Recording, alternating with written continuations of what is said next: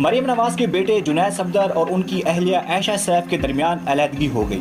Social media पर गर्दिश करती खबरों पर जुनैद सफदर ने अपने इंस्टा अकाउंट पर स्टोरी लगाकर इस बात की तस्दीक कर दी है कि उनके दरमियान अलहदगी हो गई।